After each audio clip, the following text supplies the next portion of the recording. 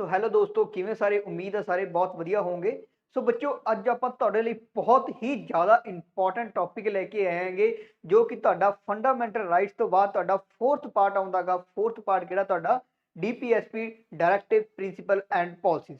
सो ये जिहड़ा पार्ट हैगा अपना डायरैक्टिव प्रिंसीपल्स ने, ये बच्चों नूं याद नहीं हुंदियां ते आपां तुहानूं बहुत ही सिंपल तरीके नाल ते एक सोहनी जी ट्रिक दे नाल तुहानूं ये सारियां याद करा दांगे। सो बने रहिओ लास्ट तक। सो बच्चों, अगर किसी ने अपना बैच परचेज करना गा, तुहाडा जिहड़ा PS टैट की तैयारी कर रहे, जिहड़े बच्चे PS TET 1 PS TET second ते C टैट 1 ते C टैट सैकेंड की जिहड़े बच्चे तैयारी कर रहे हैं, उन्होंने बैच परचेज करना तो तुसीं ऑनलाइन बैच कोर्स अपना लै सकदे होगे। सी वर्ड ऐप के उपर जाके तुसीं अपने बैच के इनरोलमेंट लै सकते हो। अगर किसी को कोई भी प्रॉब्लम आती है तो नीचे तुहाडे नंबर शो हो रहे हैं, तुसीं कॉल करके अपना डाउट क्लीयर कर सकते हो। ओके, सो आप अज हुण बिना टाइम वेस्ट किए स्टार्ट करते अपना टॉपिक, जो कि अपना टॉपिक की हैगा directive principle and state policy DPSP। So अपना अज दा टॉपिक की हैगा, अपना टॉपिक अज दा रहूगा DPSP directive principle and state policy, जिन्होंने पंजाबी दे विच कहने आपां राज दे नीति निर्देशक सिद्धांत। सो राज दे नीति निर्देशक सिद्धांत।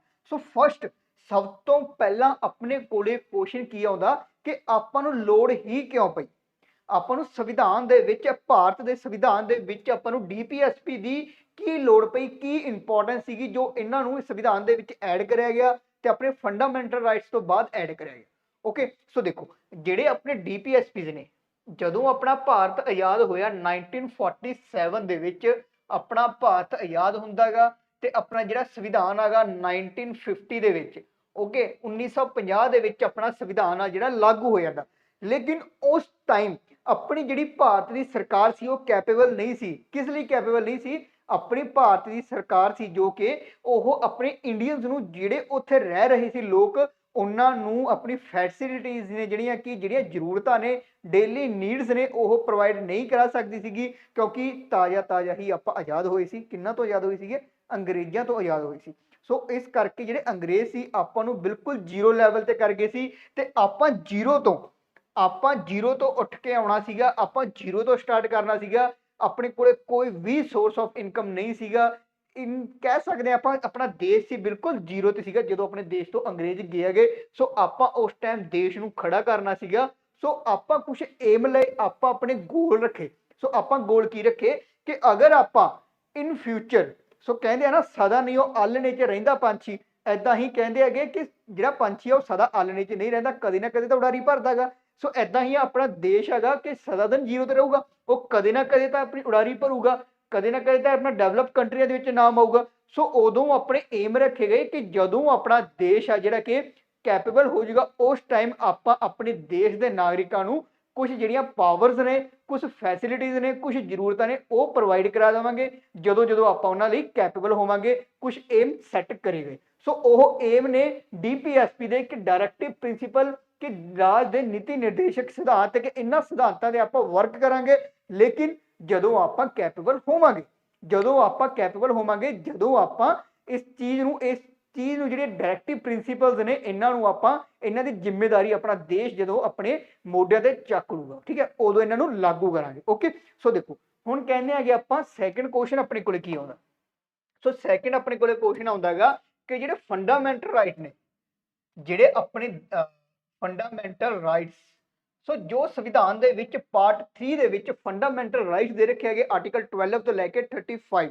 सो आर्टिकल 12 तो लैके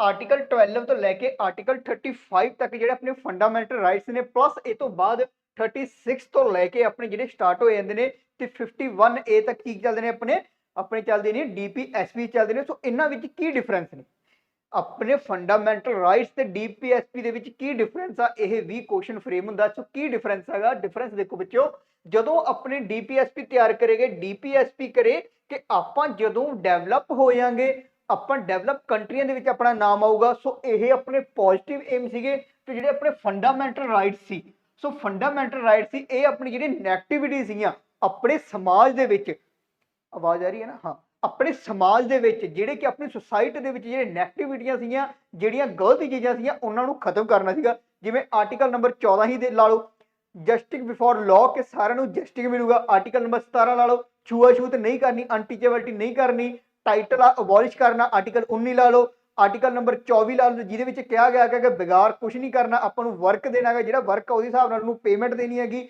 ਸੋ ਆਪਣੇ ਮਿਨੋਰਟੀ ਹੈਗਾ, ਆਰਟੀਕਲ ਨੰਬਰ 29 ਲਾ ਲਓ, ਮਿਨੋਰਟੀ ਨੂੰ ਆਪਾਂ ਮਤਲਬ ਕਿ ਉਹਨਾਂ ਨੂੰ ਪ੍ਰਮੋਟ ਕਰਨਾ ਹੈਗਾ। ਆਰਟੀਕਲ ਨੰਬਰ 30 ਲਾ ਲਓ, ਜਿਹੜੇ ਆਪਣੇ ਮਿਨੋਰਟੀਜ਼ ਨੇ ਉਹਨਾਂ ਦੇ ਇੰਸਟੀਚਿਊਟ ਨੇ ਜਿਹੜੇ ਕਿ ਆਪਣੇ ਰਿਲੀਜਨ ਤੋਂ ਰਿਲੇਟਡ ਨੇ, ਉਹਨਾਂ ਨੂੰ ਆਪਾਂ ਪ੍ਰਮੋਟ ਕਰਨਾ।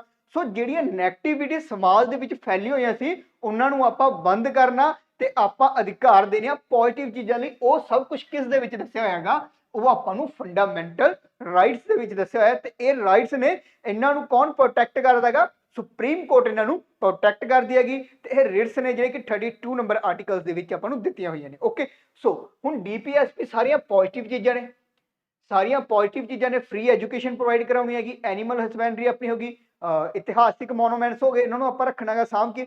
ਸੋ ਜਿਹੜੀਆਂ ਡੀਪੀਐਸਪੀਜ਼ ਨੇ ਇਹ ਸਾਰੀਆਂ ਪੋਜ਼ਿਟਿਵ ਚੀਜ਼ਾਂ ਨੇ। ਤੇ ਆਪਣੀਆਂ ਫੰਡਾਮੈਂਟਲ ਰਾਈਟਸ ਦੇ ਵਿੱਚ ਜਿਹੜੀਆਂ ਨੈਗੇਟਿਵ ਚੀਜ਼ਾਂ ਸੀਗੀਆਂ, ਉਸ ਟਾਈਮ ਜਿਹੜੀਆਂ ਨੈਗੇਟਿਵ ਚੀਜ਼ਾਂ ਸੀ ਉਹਨਾਂ ਨੂੰ ਖਤਮ ਕਰਨਾ ਤੇ ਪੋਜ਼ਿਟਿਵ ਚੀਜ਼ ਵੱਲ ਲੈ ਕੇ ਜਾਣਾ। ਓਕੇ, ਸੋ ਇਹ ਇੱਕ ਮੇਨ ਡਿਫਰੈਂਸ ਆ। ਆਈ ਹੋਪ ਮੈਂ ਤੁਹਾਨੂੰ ਸਮਝਾਉਣ ਵਿੱਚ ਸક્ષਮ ਰਿਹਾ ਹੋਊਗਾ, ਕੈਪੇਬਲ ਹੋਊਗਾ। ਸੋ ਹੁਣ ਆਪਾਂ ਦੇਖਦੇ ਹਾਂਗੇ ਰਾਜ ਦੇ ਨੀਤੀ ਨਿਰਦੇਸ਼ਕ ਸਿਧਾਂਤ। ਸੋ ਕਿਹੜੇ ਨੀਤੀ ਨਿਰਦੇਸ਼ਕ ਸਿਧਾਂਤ ਨੇ ਰਾਜ ਦੇ ਜਿਹੜੇ ਕਿ ਆਪਾਂ ਨੂੰ ਡੀਪੀਐਸਪੀ ਦੇ ਵਿੱਚ ਦਿੱਤੇ ਹੋਏ ਨੇ। ਓਕੇ, ਸੋ 1 ਬਾਈ 1 ਕਰਾਂਗੇ ਤੇ ਇਹ ਤੁਹਾਨੂੰ ਮੈਂ ਕਲਾਸ ਦੇ ਵਿੱਚ ਹੀ ਤੁਹਾਨੂੰ ਯਾਦ ਹੋ ਜਾਣਗੇ, ਇੱਕ ਕਹਾਣੀ ਦੇ ਨਾਲ ਲੈ ਕੇ ਆਪਾਂ ਚੱਲਾਂਗੇ। ਓਕੇ, ਸੋ ਜਿਹੜੇ ਡੀਪੀਐਸਪੀ ਸੀਗੇ ਇਹਨਾਂ ਦਾ ਇੱਕੋ ਹੀ ਮੋਟਿਵ ਸੀਗਾ ਕਿ ਸਮਾਜ ਨੂੰ ਆਪਾਂ ਸੁਧਾਰਨਾ, ਸਮਾਜ ਨੂੰ ਜਿਹੜਾ ਕਿ ਆਪਾਂ ਵੈਲਫੇਅਰ ਕਰਨਾ, ਕਿ ਸਮਾਜ ਦੀ ਭਲਾਈ ਦੇ ਵਾਸਤੇ ਸੀਗੇ। ਸੋ ਇਸ ਨਾਲ ਕੀ ਹੋਣਾ ਸੀਗਾ, ਆਪਾਂ ਪ੍ਰੀਐਂਬਲ ਦੇ ਵਿੱਚ ਦੇਖਿਆ ਇੱਕ ਵਰਡ ਐਡ ਕਰਿਆ ਗਿਆ ਸੀ ਸੋਸ਼ਲਿਸਟ। ਸੋ ਉਹਦਾ ਮਤਲਬ ਕੀ ਸੀਗਾ? ਵੈਲਫੇਅਰ ਆਫ ਸੁਸਾਇਟੀ, ਕਿ ਸੁਸਾਇਟੀ ਨੂੰ ਆਪਾਂ ਕੀ ਕਰਨਾ, ਸਮਾਜ ਦੇ ਵੱਲ ਲੈ ਕੇ ਜਾਣਾ, ਉਹਨਾਂ ਨੂੰ ਸੁਧਾਰਨਾ, ਉਹਨਾਂ ਦੀ ਭਲਾਈ ਕਰਨੀ, ਸਮਾਜ ਦੇ ਵਾਸਤੇ ਆਪਾਂ ਕੰਮ ਕਰਨਾ। ਸੋ ਪ੍ਰੀਐਂਬਲ ਦੇ ਵਿੱਚ ਹੀ ਆਪਣਾ ਇੱਕ ਵਰਡ ਐਡ ਕਰਿਆ, ਪ੍ਰੀਐਂਬਲ ਦੇ ਵਿੱਚ ਹੀ ਮੋਟਿਵ ਲਿਆ ਗਿਆ। ਸੋ ਉਸੇ ਚੀਜ਼ ਨੂੰ ਲੈ ਕੇ ਹੀ ਡੀਪੀਐਸਪੀ ਦੇ ਆਪਣਾ ਕਿ ਮੇਨ ਇੱਕ ਆਪਣਾ ਕਿ ਪੂਰਾ ਇੱਕ ਪਾਰਟ ਬਣਾਤਾ। ਓਕੇ, ਸੋ ਹੁਣ ਆਪਾਂ ਫਸਟ ਦੇਖਦੇ ਹਾਂ ਆਪਣਾ। ਓਕੇ, ਨੈਕਸਟ ਪੇਜ ਤੇ ਆ। ਸੋ ਦੇਖੋ ਦਿਖ ਰਿਹਾ ਹੈਗਾ, ਹਾਂ। ਪਹਿਲਾਂ ਦੇਖਦੇ ਹਾਂ ਆਪਾਂ ਜਿਹੜੇ ਕੀ ਆਪਣੇ ਫੰਡਾਮੈਂਟਲ ਰਾਈਟਸ, ਸੌਰੀ, ਜਿਹੜੇ ਆਪਣੇ ਡੀਪੀਐਸਪੀਜ਼ ਨੇ। ਓਕੇ, ਸੋ ਫਸਟ ਦੇਖਦੇ ਹਾਂ ਆਪਾਂ ਜਿਹੜੇ ਆਪਣੇ ਡੀਪੀਐਸਪੀਜ਼ ਨੇ। ਕੀ ਆਪਾਂ ਡੀਪੀਐਸਪੀਜ਼ ਨੂੰ ਕਹਿ ਕੇ ਆਪਾਂ ਕਹਿ ਸਕਦੇ ਹਾਂਗੇ ਆਪਾਂ ਸੰਵਿਧਾਨ ਦੇ ਜਿਹੜੇ ਆਪਣੇ ਦਿੱਤੇ ਹੋਏ ਹੈਗੇ supreme court plus high court, ਜਿਹੜੇ ਕਿ ਆਪਣੇ ਫੰਡਾਮੈਂਟਲ ਰਾਈਟਸ ਨੂੰ ਪ੍ਰੋਟੈਕਟ ਕੌਣ ਕਰਦਾ? ਸੁਪਰੀਮ ਕੋਰਟ ਤੇ ਹਾਈ ਕੋਰਟ ਪ੍ਰੋਟੈਕਟ ਕਰਦੇ ਆ। ਕਿਉਂਕਿ ਆਪਾਂ ਅਗਰ ਆਪਾਂ ਨੂੰ ਫੰਡਾਮੈਂਟਲ ਰਾਈਟਸ ਨਹੀਂ ਮਿਲਦੇ ਤਾਂ ਆਪਾਂ ਸੁਪਰੀਮ ਕੋਰਟ ਕੋਲ ਜਾ ਸਕਦੇ ਹਾਂ, ਰਿਟ ਆਪਾਂ ਇਸ਼ੂ ਕਰ ਸਕਦੇ ਹਾਂਗੇ। ਲੇਕਿਨ ਆਪਾਂ ਡੀਪੀਐਸਪੀ ਦੇ ਵਿੱਚ ਐਦਾਂ ਨਹੀਂ ਕਰ ਸਕਦੇ। ਕਿਉਂ ਨਹੀਂ ਕਰ ਸਕਦੇ? ਕਿਉਂਕਿ ਆਪਾਂ ਨੂੰ ਪਹਿਲਾਂ ਹੀ ਦੱਸਿਆ ਹੋਇਆ, ਆਪਾਂ ਨੂੰ ਸਟਾਰਟਿੰਗ 'ਚ ਹੀ ਦੱਸਿਆ ਹੋਇਆ ਨੌਨ ਜਸਟੀਕੇਬਲ, ਕਿ ਇਹ ਨਿਆਂ ਯੋਜਿਤ ਨਹੀਂ ਹਨ। ਆਪਾਂ ਇਹਨਾਂ ਨੂੰ ਲੈ ਕੇ ਡੀਪੀਐਸਪੀ ਨੂੰ ਲੈ ਕੇ ਸਿੱਧਾ ਆਪਣਾ ਸੁਪਰੀਮ ਕੋਰਟ ਜਾਂ ਹਾਈ ਕੋਰਟ ਵਿੱਚ ਨਹੀਂ ਜਾ ਸਕਦੇ ਕਿ ਸਾਨੂੰ ਜਿਹੜੇ ਕਿ ਡੀਪੀਐਸਪੀ ਦਾ ਇਹ ਜਿਹੜਾ ਕਿ ਅਧਿਕਾਰ ਹੈ ਇਹ ਸਾਨੂੰ ਨਹੀਂ ਮਿਲ ਰਿਹਾ, ਸੋ ਇਸ ਲਈ ਸਾਨੂੰ ਦਿੱਤਾ ਜਾਵੇ। ਸੋ ਇਸ ਲਈ ਆਪਾਂ ਕੋਈ ਕੇਸ ਫਾਈਲ ਕਰ ਦਈਏ, ਐਦਾਂ ਨਹੀਂ ਹੋ ਸਕਦਾ। ਸੋ ਆਪਾਂ ਨੂੰ ਪਹਿਲਾਂ ਹੀ ਮੈਂਸ਼ਨ ਹੈਗਾ ਨੌਨ ਕਿ ਇਹ ਆਪਣੇ ਨਿਆਂ ਯੋਜਿਤ ਨਹੀਂ ਹਨ। ਆਪਾਂ supreme court plus high court ਕਿਤੇ ਵੀ ਇਹਨਾਂ ਨੂੰ ਲੈ ਕੇ ਰਿਟ ਇਸ਼ੂ ਨਹੀਂ ਕਰ ਸਕਦੇ। ਵੈਰੀ ਫਸਟ ਸਭ ਤੋਂ ਪਹਿਲਾਂ ਇਹੀ ਕਲੀਅਰ ਕੀਤਾ ਗਿਆ। ਓਕੇ, ਸੋ ਹੁਣ ਨੈਕਸਟ ਚੀਜ਼ ਆਉਂਦੀ ਹੈਗੀ, ਮੈਂ ਤੁਹਾਨੂੰ ਪਹਿਲਾਂ ਹੀ ਦੱਸਿਆ ਹੈਗਾ ਇਹਨਾਂ ਦਾ ਮੋਟਿਵ ਕੀ ਹੈਗਾ। ਡੀਪੀਐਸਪੀ ਦਾ ਮੋਟਿਵ ਹੈਗਾ ਵੈਲਫੇਅਰ ਆਫ ਪੀਪਲ, ਕਿ ਸਮਾਜ ਦੇ ਸੁਧਾਰ ਕਰਨਾ। ਸਮਾਜ ਦੇ ਜਿਹੜੇ ਲੋਕ ਰਹਿ ਰਹੇ ਆ, ਸਮਾਜ ਵਿੱਚ ਜਿਹੜੇ ਪੀਪਲ ਰਹਿ ਰਹੇ ਹੈਗੇ, ਉਹਨਾਂ ਦਾ ਆਪਾਂ ਕੀ ਕਰਨਾ? ਸੁਧਾਰ ਕਰਨਾ। ਇਹਦਾ ਫਸਟ ਮੋਟਿਵ ਹੈਗਾ ਤੇ ਮੇਨ ਮੋਟਿਵ ਵੀ ਆਪਣਾ ਇਹੀ ਹੈਗਾ। ਸੋ ਇਹਨਾਂ ਨੂੰ ਲੈ ਕੇ ਹੀ ਆਪਣਾ ਇੱਕ ਮੇਨ ਮੋਟਿਵ ਨੂੰ ਲੈ ਕੇ ਹੀ, ਵੈਲਫੇਅਰ ਆਫ ਪੀਪਲ ਨੂੰ ਲੈ ਕੇ ਹੀ ਆਪਣੇ ਸਾਰੇ ਡੀਪੀਐਸਪੀ। ਓਕੇ, ਸੋ ਹੁਣ ਦੇਖੋ ਆਰਟੀਕਲ ਨੰਬਰ ਆਪਣੇ ਜਿਹੜਾ ਕਿ ਲਿਖ ਦੇਣਾ ਮੈਂ ਤੁਹਾਨੂੰ ਉਰੇ। ਸੋ ਜਿਹੜਾ ਸੋ ਦੇਖੋ ਆਪਣਾ ਜਿਹੜੇ ਕਿ ਡੀਪੀਐਸਪੀਜ਼ ਨੇ ਇਹ ਆਪਣੇ ਜਿਹੜੇ ਪਾਰਟ ਆਪਣਾ ਹੈਗਾ ਸੰਵਿਧਾਨ ਦਾ ਪਾਰਟ 4 ਦੇ ਵਿੱਚ ਆਉਂਦੇ ਆ। ਸੋ ਜਿਹੜੇ ਡੀਪੀਐਸਪੀਜ਼ ਨੇ ਆਪਣੇ ਇਹ ਆਪਣੇ ਪਾਰਟ 4 ਦੇ ਵਿੱਚ ਆਉਂਦੇ ਨੇ। ਓਕੇ, ਸੋ ਆਪਣੇ ਪਾਰਟ 4 ਦੇ ਵਿੱਚ ਆਉਂਦੇ ਨੇ ਤੇ ਆਰਟੀਕਲ ਆਪਣੇ ਇਹਦੇ ਵਿੱਚ ਕਿੰਨੇ ਤੋਂ ਕਿੰਨਾ ਆਉਂਦਾ ਹੈਗਾ? ਆਪਣਾ ਆਰਟੀਕਲ ਆਉਂਦੇ ਆ 36 to 51। ਓਕੇ, ਸੋ ਡੀਪੀਐਸਪੀ ਆਪਣਾ ਹੈਗਾ ਪਾਰਟ 4 ਤੇ ਇਹਦੇ ਵਿੱਚ ਆਰਟੀਕਲ ਕਿੰਨੇ ਆਉਂਦੇ ਨੇ? 36 ਤੋਂ ਲੈ ਕੇ ਆਪਣੇ 51 ਤੱਕ ਆਰਟੀਕਲ ਆਉਂਦੇ ਨੇ। ਸੋ ਆਰਟੀਕਲ ਨੰਬਰ 36 ਦੇ ਵਿੱਚ ਕੀ ਆ? ਸੋ ਆਰਟੀਕਲ ਨੰਬਰ 36 ਦੇ ਵਿੱਚ ਡੈਫੀਨੇਸ਼ਨ ਆਫ ਸਟੇਟ, ਕਿ ਇੱਕ ਸਟੇਟ ਆ। ਸੰਵਿਧਾਨ ਦੇ ਵਿੱਚ ਜਿੱਥੇ ਜਿੱਥੇ ਵਰਡ ਸਟੇਟ ਤੁਹਾਨੂੰ ਦੱਸਿਆ ਗਿਆ, अपने संविधान दे विच जिथे वर्ड स्टेट मैंशन होया, स्टेट का मतलब अपनी कंट्री नूं कहा गया, इंडिया नूं कहा गया। अगर इदां ना समझ लो कि अपना जिहड़ा कि स्टेट आ पंजाब, हरियाणा, हिमाचल, इन्हां नूं कहा गया, बिल्कुल नहीं। जिथे वर्ड स्टेट अपने संविधान दे विच यूज होया, उत्थे समझ लो गल किसदी हो रही है, गल अपने इंडिया की हो रही है, गल अपने भारत की हो रही है। ओके, सो स्टेट नूं रिप्रजेंट कौन कर रहा उरे? भारत कर रहा है संविधान दे विच। Okay, so definition of state किहड़े आर्टिकल दे विच दित्ती हुई है? आर्टिकल नंबर 36 ਦੇ ਵਿੱਚ ਡੈਫੀਨੇਸ਼ਨ ਆਫ ਸਟੇਟ ਦਿੱਤੀ ਗਈ ਆ। ਹੁਣ ਆਰਟੀਕਲ ਨੰਬਰ 37 ਦੇਖਦੇ ਆਪਾਂ। ਸੋ ਦੇਖੋ, ਪਹਿਲਾਂ ਦੇਖੋ ਆਪਣਾ ਜਿਹੜਾ ਕਿ ਮੈਂ ਤੁਹਾਨੂੰ ਕਲੀਅਰ ਕਰਾਂਗਾ ਕਿ ਆਪਾਂ ਨਿਆਂ ਨਹੀਂ ਦਿੰਦਾ ਇਹ। ਓਕੇ, ਨਿਆਂ ਨਹੀਂ ਦਿੰਦਾ ਕਿਉਂਕਿ ਇਹ ਇੱਕ ਆਪਣੇ ਏਮ ਨੇ, ਇਹ ਇੱਕ ਗੋਲ ਨੇ ਜੋ ਕਿ ਆਪਾਂ ਫਿਊਚਰ ਦੇ ਵਿੱਚ ਅਚੀਵ ਕਰਨੇ ਨੇ। ਸੋ ਐਦਾਂ ਹੀ ਆਪਾਂ ਜੇਕਰ ਦੇਖਿਆ ਜਾਵੇ ਕਿ ਇਹਨਾਂ ਨੂੰ ਐਦਾਂ ਵੀ ਨਹੀਂ ਹੈਗਾ ਕਿ ਇਹ ਸਾਨੂੰ ਨਹੀਂ ਮਿਲ ਰਹੇ ਤਾਂ ਆਪਾਂ ਸੁਪਰੀਮ ਕੋਰਟ ਹਾਈ ਕੋਰਟ ਵਿੱਚ ਜਾ ਕੇ ਆਪਾਂ ਰਿਟ ਇਸ਼ੂ ਕਰ ਦਾਂਗੇ, ਐਦਾਂ ਵੀ ਨਹੀਂ ਹੈਗਾ। ਤੇ ਪਲੱਸ ਆਪਾਂ ਐਦਾਂ ਵੀ ਨਹੀਂ ਹੈਗਾ ਕਿ ਜੇ ਆਪਾਂ ਹਿਊਮਨ ਬੀਇੰਗਸ ਆ, ਆਪਾਂ ਮਨੁੱਖਾਂ, ਆਪਾਂ ਨਾਗਰਿਕ ਆਂਗੇ ਭਾਰਤ ਦੇ, ਕਿ ਆਪਾਂ ਸੰਵਿਧਾਨ ਨੂੰ ਚੱਕ ਕੇ ਲੈ ਜਾਈਏ ਤੇ ਕਹਿ ਦਈਏ ਕਿ ਸਾਨੂੰ ਡੀਪੀਐਸਪੀ ਦਿੱਤੇ ਜਾਣ, ਸੇ ਡੀਪੀਐਸਪੀ ਸਾਡੇ ਤੇ ਲਾਗੂ ਕਰੇ ਜਾਣ, ਭਾਰਤ ਦੇ ਵਿੱਚ ਡੀਪੀਐਸਪੀ ਲਾਗੂ ਕਰੇ ਜਾਣ। ਐਦਾਂ ਵੀ ਨਹੀਂ ਹੋ ਸਕਦਾ ਕਿ ਕੱਲ ਨੂੰ ਜਿਹੜੇ ਕਿ ਆਪਣੇ ਪੀਪਲ ਨੇ, ਆਪਣੇ ਭਾਰਤ ਦੇ ਲੋਕ ਨੇ, ਕੱਲ ਨੂੰ ਉਹ ਧਰਨੇ ਬਣਾ ਰੱਖ ਲੈਣ ਜਾਂ ਫਿਰ ਆਪਣੇ ਸਟ੍ਰਾਈਕ ਕਰ ਦੇਣ, ਹੰਗਰ ਸਟ੍ਰਾਈਕ ਕਰ ਦੇਣ। ਸੋ ਕਹਿਣ ਕਿ ਸਾਨੂੰ ਜਿਹੜੇ ਕਿ ਆਪਣਾ ਜਿਹੜੇ ਸੰਵਿਧਾਨ ਨੂੰ, ਕੋਰਟ ਨੂੰ ਕਹਿਣ ਕਿ ਸਾਨੂੰ ਡੀਪੀਐਸਪੀ ਇਸ਼ੂ ਕਰੇ ਜਾਣ। ਐਦਾਂ ਵੀ ਨਹੀਂ ਹੋ ਸਕਦਾ। ਕੋਈ ਵੀ ਆਪਣੇ ਡੀਪੀਐਸਪੀ ਨੂੰ ਲਾਗੂ ਕਰਨ ਵਾਸਤੇ ਕੋਈ ਵੀ ਆਪਾਂ ਕਹਿ ਸਕਦੇ ਹਾਂ ਕਿ ਪ੍ਰੋਟੈਕਟ ਨਹੀਂ ਕਰ ਸਕਦਾ, ਪ੍ਰੋਟੈਸਟ ਕੋਈ ਵੀ ਨਹੀਂ ਕਰ ਸਕਦਾ, ਕੋਈ ਵੀ ਆਪਣਾ ਕੁਝ ਵੀ ਨਹੀਂ ਕਰ ਸਕਦਾ। ਆਪਣਾ ਜਿਹੜਾ ਕਿ ਸੰਵਿਧਾਨ ਨੂੰ ਲਾਗੂ ਕਰਨ ਵਾਸਤੇ ਆਪਾਂ ਇਨਫੋਰਸਮੈਂਟ ਨਹੀਂ ਕਰ ਸਕਦੇ, ਕਿਸੇ ਨੂੰ ਧੱਕੇ ਨਾਲ ਇਹ ਨਹੀਂ ਕਰਾ ਸਕਦੇ ਕੋਰਟ ਕੋਲੇ ਜਾ ਕੇ। ਓਕੇ, ਸੋ ਇਹ ਪਹਿਲਾਂ ਹੀ ਆਪਣਾ ਦੱਸਿਆ ਹੋਇਆ। ਤੇ ਕਿਹੜੇ ਆਰਟੀਕਲ ਦੇ ਵਿੱਚ ਹੈਗਾ? Article number 37। ਸੋ ਇਹਨਾਂ ਦਾ ਮੋਟਿਵ ਕੀ ਹੈਗਾ? ਮੋਟਿਵ ਕੀ ਆ? ਮੋਟਿਵ ਹੈਗਾ ਕਿ welfare of society. So obviously ਜੀ ਗੱਲ ਆ ਨਾ, ਜਿਹੜਾ ਮੋਟਿਵ ਉਹਨੂੰ ਫਸਟ ਤੇ ਰੱਖਾਂਗੇ। ਸੋ ਆਪਣਾ ਫਸਟ ਤੇ ਕਿਹੜਾ ਹੁੰਦਾ? 38 ਆਰਟੀਕਲ ਕਿਹੜਾ ਹੁੰਦਾ ਹੈਗਾ? सोशल वेलफेयर ऑफ सोसाइटी के समाज का भला करना।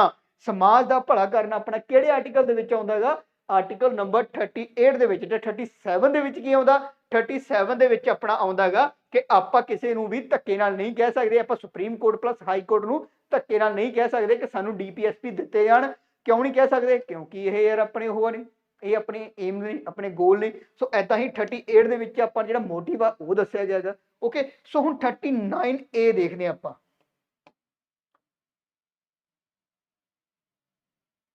ਜਿਆਦਾ ਉੱਪਰ ਤਾਂ ਨਹੀਂ ਹੋ ਗਿਆ? ਸਕਰੀਨ ਦੇ ਵਿੱਚ ਦਿਖ ਰਿਹਾ ਬਿਲਕੁਲ। ਸੋ ਹੁਣ ਆਪਣੇ ਕੋਲੇ 39A ਆਉਂਦਾ, ਆਰਟੀਕਲ 39A। ਇਹ ਤੋਂ ਆਪਣਾ ਕੀ ਹੋ ਗਿਆ? ਏਡਸ ਯਾਦ ਰੱਖਾਂਗੇ। ਏਡ ਤੋਂ ਆਪਾਂ ਰੱਖਾਂਗੇ ਏਡ। ਏਡ ਕੀ ਹੁੰਦਾ ਹੈਗਾ? ਕੋਈ ਆਪਾਂ ਨੂੰ ਸਹਾਇਤਾ ਪ੍ਰੋਵਾਈਡ ਕਰਾਉਣੀ। ਸੋ 38A ਕੀ ਕਹਿੰਦਾ? Equal justice and free legal aid.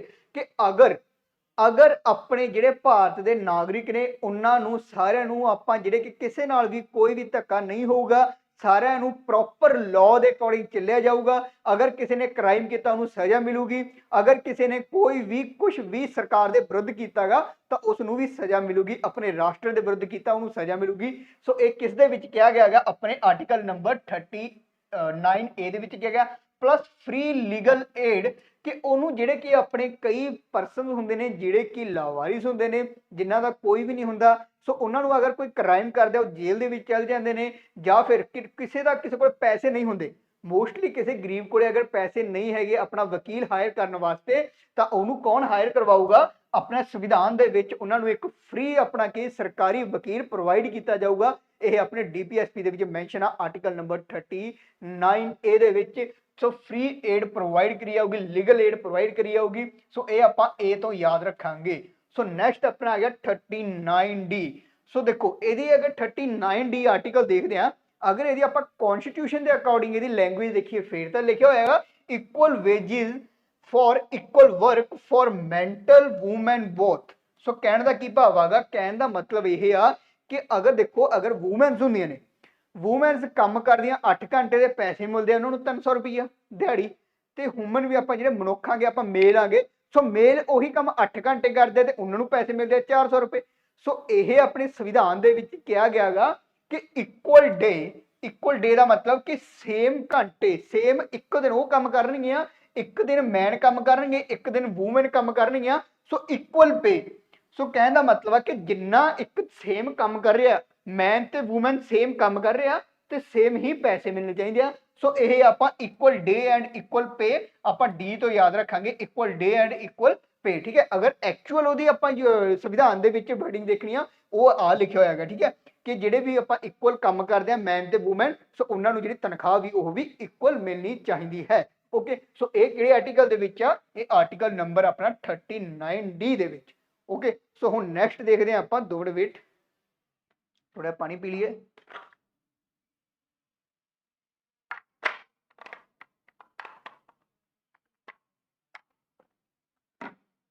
ਸੋ ਹੁਣ ਨੈਕਸਟ ਦੇਖੋ ਆਪਾਂ ਆਪਣੇ ਆਗੇ ਆਰਟੀਕਲ ਨੰਬਰ 40 ਦੇ, ਆਪਣੇ ਡੀਪੀਐਸਪੀ ਦਾ ਆਰਟੀਕਲ ਨੰਬਰ 40 ਦੇ ਅੱਗੇ ਦੇਖੋ। ਇੱਕ ਬੇਰੁਜ਼ਗਾਰ ਬੱਚਾ, ਇੱਕ ਬੇਰੁਜ਼ਗਾਰ ਵਿਅਕਤੀ ਹੈਗਾ, ਉਹ ਕੀ ਕਰਦਾ? ਉਹ ਕੰਮ ਦੇ ਭਾਲ ਦੇ ਵਿੱਚ ਕਿੱਥੇ ਜਾਂਦਾ ਹੈਗਾ? ਇੱਕ ਪਿੰਡ ਦੇ ਵਿੱਚ ਜਾਂਦਾ, ਇੱਕ ਵਿਲੇਜ ਦੇ ਵਿੱਚ ਜਾਂਦਾ। ਸੋ ਵਿਲੇਜ ਦੇ ਵਿੱਚ ਜਾ ਕੇ ਉਹ ਕੀ ਕਰਦਾ? ਕੰਮ ਲੱਭ ਲੈਂਦਾ। ਸੋ ਕੰਮ ਲੱਭ ਲੈਂਦਾ ਹੈਗਾ ਤੇ ਉੱਥੇ ਕੰਮ ਲੱਭ ਕੇ ਉਹ ਕੀ ਕਰਦਾ ਹੈਗਾ? ਆਪਣਾ ਵਰਕ ਕਰਨਾ ਸਟਾਰਟ ਕਰ ਦਿੰਦਾ। ਸੋ ਵਰਕ ਕਰਨਾ ਸਟਾਰਟ ਕਰਦਾ, ਇਸ ਤੋਂ ਬਾਅਦ ਕੀ ਕਰਦਾ ਉਹ ਕਿ ਆਪਣੇ ਜਿਹੜੇ ਕਿ ਵਰਕ ਕਰਦਾ ਹੈਗਾ ਉਹਨੂੰ ਆਪਣੇ ਕੀ ਪੇ ਲੈਂਦਾ, ਉਹਦੇ ਪੈਸੇ ਲੈਂਦਾ, ਉਹ ਵਧੀਆ ਉਹਦੇ ਕੋਲ ਇਨਕਮ ਹੋ ਜਾਂਦੀ ਹੈ। ਓਕੇ, ਸੋ ਇੱਕ ਇਹ ਸਟੋਰੀ ਯਾਦ ਰੱਖਿਓ। ਸੋ ਸਟੋਰੀ ਤੋਂ ਅੱਗੇ ਦੇਖਦੇ ਹਾਂ ਕਿ ਇੱਕ ਅਨਇੰਪਲੋਇਮੈਂਟ ਪਰਸਨ ਹੁੰਦਾ ਹੈਗਾ, ਇੱਕ ਬੇਰੁਜ਼ਗਾਰ ਪਰਸਨ ਹੁੰਦਾ। ਸੋ ਉਹ ਕੀ ਕਰਦਾ ਹੈਗਾ? ਬੇਰੁਜ਼ਗਾਰ ਪਰਸਨ ਕੀ ਕਰਦਾ? ਸਭ ਤੋਂ ਪਹਿਲਾਂ ਉਹ ਜਾਂਦਾ ਹੈਗਾ ਵਿਲੇਜ ਦੇ ਵਿੱਚ। ਸੋ ਇੱਕ ਸਟੋਰੀ ਦਾ ਫਸਟ ਪਾਰਟ ਕੀ ਸੀ? ਬੇਰੁਜ਼ਗਾਰ ਪਰਸਨ ਕਿੱਥੇ ਜਾਂਦਾ? ਇੱਕ ਪੈਨ ਸਿਲੈਕਟ ਹੋ, ਥੋੜਾ ਜਿਹਾ ਸਕਰੀਨ ਉਧਰ ਹੋ ਜਾਂਦਾ, ਵੈਲ ਐਂਡ ਗੁੱਡ ਹੀ ਹੋ ਜਾਏ ਕੰਮ।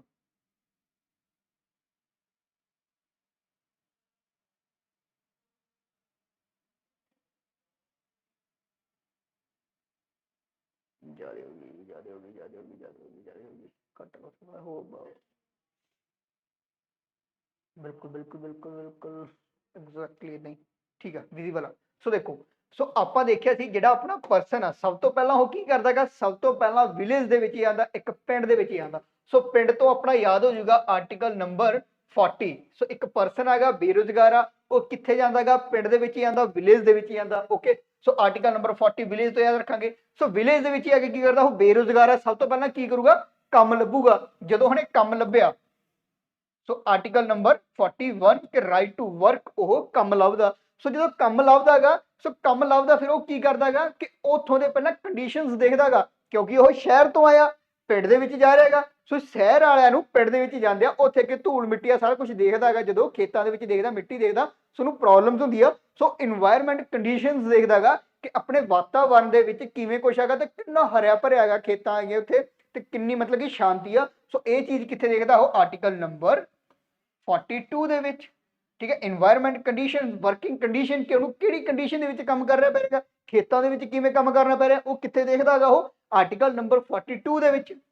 ਸੋ ਨੈਕਸਟ ਦੇਖਦੇ ਆਪਾਂ, ਜਦੋਂ ਉਹ ਕੰਮ ਕਰਨ ਲੱਗ ਜਾਂਦਾ, ਸੋ ਜਦੋਂ ਜਿਹੜਾ ਪਰਸਨ ਉਹ ਕੰਮ ਕਰਨ ਲੱਗ ਜਾਂਦਾ, ਫਿਰ ਉਹ ਕੀ ਕਹਿੰਦਾ ਕਿ ਜਿੰਨਾ ਮੈਂ ਕੰਮ ਕਰ ਰਿਹਾ, ਮੈਂ ਧੁੱਪੇ ਕੰਮ ਕਰ ਰਿਹਾ, ਮੈਂ ਇੰਨਾ ਜ਼ਿਆਦਾ ਕੰਮ ਕਰ ਰਿਹਾ ਹੈਗਾ, ਖੇਤਾਂ ਦੇ ਵਿੱਚ ਕੰਮ ਕਰ ਰਿਹਾ ਹੈਗਾ, ਦਿਨ ਰਾਤ ਇੱਕ ਕਰ ਰਿਹਾ। ਸੋ ਮੈਨੂੰ ਜਿਹੜਾ ਕੰਮ ਕਰ ਰਿਹਾ ਉਹਦੇ ਮੈਨੂੰ ਪੇ ਮਿਲਣੀ ਚਾਹੀਦੀ ਹੈ, ਉਹਨੇ ਪੈਸੇ ਮਿਲਣੇ ਚਾਹੀਦੇ ਜਿੰਨੇ ਮੈਂ ਡਿਜ਼ਰਵ ਕਰਦਾ। ਸੋ ਇਸ ਤੋਂ ਬਾਅਦ ਆਪਣਾ ਆਰਟੀਕਲ ਨੰਬਰ, ਸੋ ਆਰਟੀਕਲ ਨੰਬਰ ਜਿਹੜਾ 43 ਆ, ਉਹ ਆਪਣਾ ਹੈਗਾ ਲਿਵਿੰਗ ਵੇਜਿਸ, ਕਿ ਜਿੰਨਾ ਉਹ ਕੰਮ ਕਰ ਰਿਹਾ ਤੇ ਆਪਣਾ ਜਿਹੜਾ ਕਿ ਗੁਜ਼ਾਰਾ ਹੋ ਸਕੇ ਉਹਨੇ ਪੈਸੇ ਮਿਲਣੇ ਚਾਹੀਦੇ ਨੇ।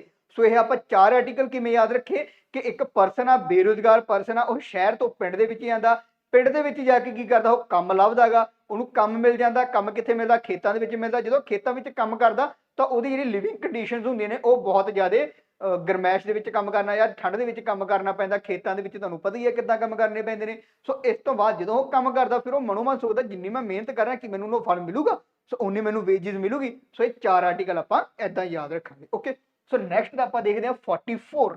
ਸੋ ਆਰਟੀਕਲ ਨੰਬਰ 44, ਆਰਟੀਕਲ ਨੰਬਰ 44 ਹੁੰਦਾ ਆਪਣਾ uniform civil code. Only Goa ਦੇ ਵਿੱਚ ਹੈ, ਓਨਲੀ ਜੇ ਅਗਰ ਸਟੇਟ ਪੁੱਛ ਲਈ ਜਾਵੇ ਇਹ ਕੁਐਸਚਨ ਫਰੇਮ ਹੋ ਸਕਦਾ, ਕਿਉਂਕਿ ਇਹ ਕਰੰਟ ਦਾ ਵੀ ਟੌਪਿਕ ਹੈਗਾ। ਕਰੰਟ ਦੇ ਵਿੱਚ ਵੀ ਇਹੀ ਚੱਲ ਰਿਹਾ ਹੈਗਾ ਆਪਣਾ ਕਿ ਯੂਨੀਫਾਰਮ ਸਿਵਲ ਕੋਡ ਨੂੰ ਇਸ਼ੂ ਕਰਨਾ ਆਲ ਇੰਡੀਆ ਦੇ ਵਿੱਚ। ਬੀਜੇਪੀ ਦੇ ਇਹ ਮੈਨੂਫੈਸਟੋ ਵਿੱਚ ਵੀ ਐਡ ਹੈਗਾ ਆਪਣਾ, ਜਿਹੜੇ ਕਿ ਹੁਣ 2024 ਦੇ ਵਿੱਚ ਜਿਹੜੇ ਇਲੈਕਸ਼ਨ ਹੋਣਗੇ ਉਹਦੇ ਵਿੱਚ। ਓਕੇ, ਸੋ ਹੁਣ ਆਪਾਂ ਦੇਖਦੇ ਆਰਟੀਕਲ ਨੰਬਰ 44 ਕਿਵੇਂ ਯਾਦ ਰੱਖਾਂਗੇ। ਸੋ ਪਹਿਲਾਂ ਯੂਨੀਫਾਰਮ ਸਿਵਲ ਕੋਡ ਦਾ ਮਤਲਬ ਸਮਝੋ। ਫਿਰ ਉਹ ਪੰਜਾਬੀ ਦੇ ਵਿੱਚ ਕਹਿੰਦੇ ਹੈਗੇ ਇੱਕ ਸਮਾਨ ਸਿਵਲ ਕੋਡ।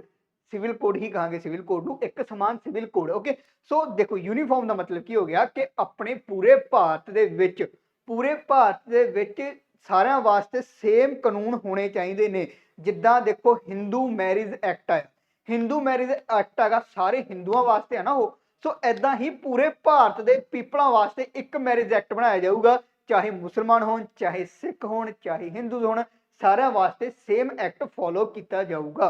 सो ऐदा ही देख लो जिवें हुण मुसलमानों के विच कहंदे हैगे कि विआह वो 2 तो 3 करा लेंदे, लेकिन हिंदुओं के विच 1 कराउंदे ने, सिखिज़ दे विच 1 कराउंदे ने। सो ओह अपना सिविल कोड दे विच की हैगा कि सारिਆਂ वास्ते सेम कानून होगा, सारे एक प्रोसैस राही विआह कराउणगे, सारे ही मतलब कि प्रॉपर विआह कराउणगे। ऐदा नहीं हैगा निकाह निकाह कहता विआह हो जाऊगा ਜਾਂ फिर आप कहता तलाक तलाक तलाक के अपना तलाक हो जाऊगा। ऐदा कुछ भी नहीं हैगा कि इस चीज़ लैके कौन वर्क कर रहा है। बीजेपी इस टाइम एट प्रेजेंट वर्क कर रही हैगी, इस चीज़ का पता नहीं है किन्नी हरेक चीज़ पॉजिटिविटी भी होंगी, हरेक चीज़ नैगेटिविटी भी होंगी। आप चीज़ को लैके नहीं चलते, आप अपने पढ़ाई तो मतलब रख देंगे।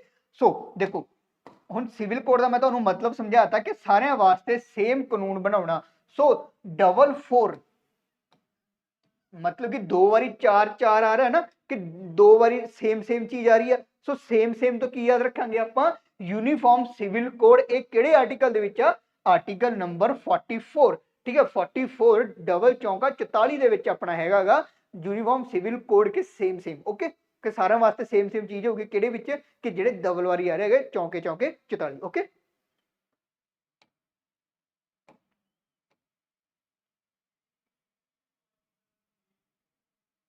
हो जा भाई ऊपर आएगा तो करना यार, ठीक है बहुत। पेन पेन पेन हुण देखदे आपां आर्टिकल नंबर 45। आर्टिकल नंबर 45 देखो 4 तो 5 4 5 6 ਇਹ ਏਦਾਂ याद रखांगे 4 5 6 साल के बच्चे हैगे। सो 4 5 6 साल के बच्चे इन्हां नूं की कहा गया कि तुसी अपनी जिहड़ी अर्ली हैगी तुसी अपनी पढ़ाई है तुसी अपनी पढ़ाई मुफ्त करोगे। ओके, सो इन्हां नूं की कहा गया provide free early childhood education. So early childhood education provide करी जाऊगी बिलो 6 साल, कि 6 साल तो घट के बच्चों नूं जिहड़ी उन्हां दी फ्री पढ़ाई आ ਉਹ ਉਹਨਾਂ ਨੂੰ ਪ੍ਰੋਵਾਈਡ ਕਰਾਈ ਜਾਊਗੀ। ਉਧਰਲੇ ਪਾਸੇ ਦਿਖ ਨਹੀਂ ਰਹੀ ਹੈ ਨਾ, ਸਕਰੀਨ ਹਾਈਡ ਹੋਈ ਪਈ ਹੈਗੀ, ਥੋੜਾ ਜ਼ੂਮ ਜ਼ਿਆਦਾ ਹੋ ਗਿਆ, ਹੁਣ ਆਪਾਂ ਨੂੰ ਜ਼ੂਮ ਘਟਾਉਣਾ ਪਊਗਾ। ਹੁਣ ਇਦਾਂ ਨਹੀਂ ਤਾਂ ਜ਼ਿਆਦਾ ਘਟ ਜੇ, ਆ ਦੇਖੋ ਨਹੀਂ ਹੁੰਦਾਗਾ, ਥੋੜਾ ਹੈ ਨਾ ਇਹ ਸੈਂਸਿਟਿਵ ਵਾਲੇ ਹੁੰਦੇ ਹੈਗੇ। ਬਿਲਕੁਲ ਹੁਣ ਠੀਕ ਆ। ਸੋ ਦੇਖੋ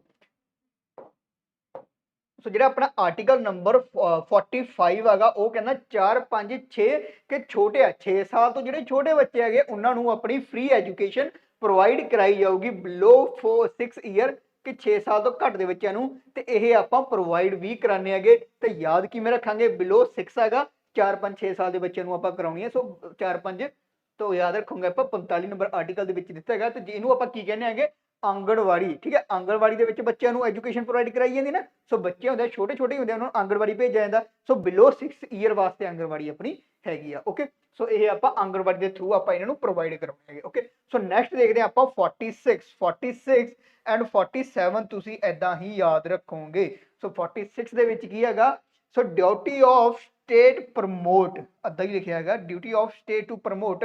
ਕੀ ਪ੍ਰਮੋਟ ਕਰਨਾ, ਆਪਣੀ ਜਿਹੜੀ ਸਟੇਟ ਆ ਗੌਰਮੈਂਟ ਸਟੇਟ ਹੈਗੀ ਆਪਣੀ ਸੈਂਟਰਲ ਗੌਰਮੈਂਟ ਹੈਗੀ ਉਹਨੇ ਕੀ ਨੂੰ ਪ੍ਰਮੋਟ ਕਰਨਾ, ਪ੍ਰਮੋਟ ਕਰਨਾ ਆਪਣਾ ਆਰਟੀਕਲ ਨੰਬਰ 30 ਨੂੰ।